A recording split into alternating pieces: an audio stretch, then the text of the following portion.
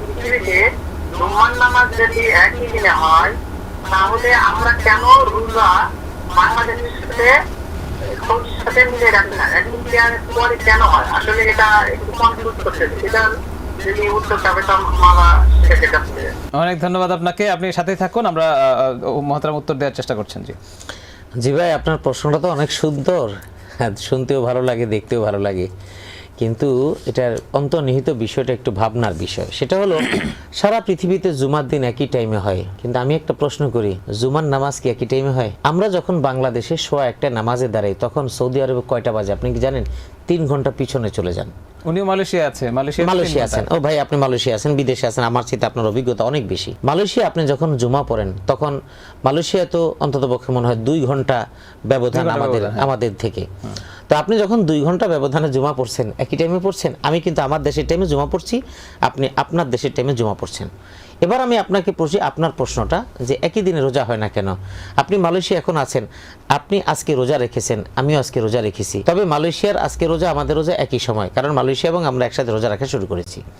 দেখুন, আমি প্রশ্ন করি, মালয়েশিয়া আপনার যখন সেহরি টাইম শেষ হয়েছে, আপনার সেহরি টাইম কি তো ওই সময় ঠিক ছিল? আপনি তো আমার থেকে হয়তো 2 ঘন্টা আগানো বা পিছানো, 2 ঘন্টা আগানো, অথবা কোনো দেশ আমার থেকে 2 ঘন্টা পিছানো। তা আপনি যখন আগানো থাকেন, তখন আপনি যখন ফজর পরে ঘুমিয়ে পড়েছেন, তখন কিন্তু আমরা কিন্তু খেতে উঠেছি।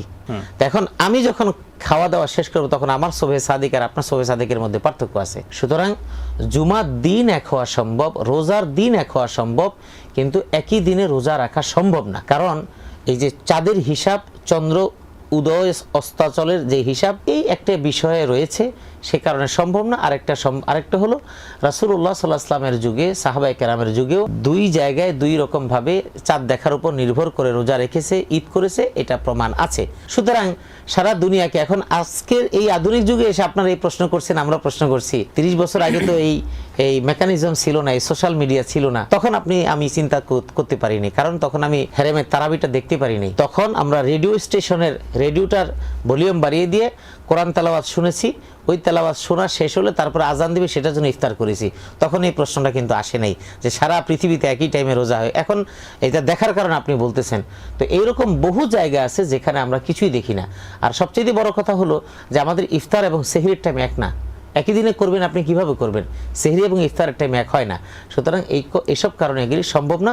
যেভাবে আছে আপনি পালন করেন, বাকিটা আল্লাহ পাক আমাদেরকে যেহেতু রাসূল সাল্লাল্লাহু আলাইহি ওয়াসাল্লাম বলে দিয়েছেন, চাঁদ দেখে রোজা রাখো, চাঁদ দেখে ঈদ করো বা ইফতার করো, সুতরাং ওইটার উপরে তো আমরা পালন করবো, এটাই হলো স্বাভাবিক।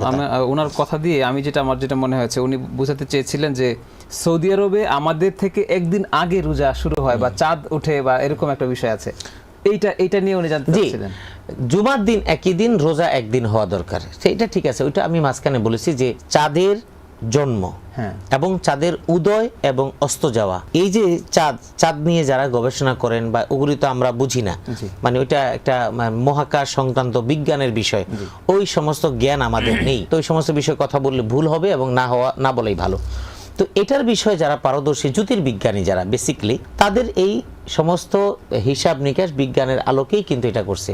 সৌদি আরবে তারা যেটা করছে, তারাও কিন্তু দাবি করছে না যে সারা দেশ সারা বিশ্ব আসুন আমাদের সাথে একসাথে আমরা রোজা পালন করি, কারণ এটা চাঁদের জন্ম নেওয়া, চাঁদের উদয় হওয়া, অস্ত যাওয়া, এটার একটা সময়ের ব্যবধান আছে।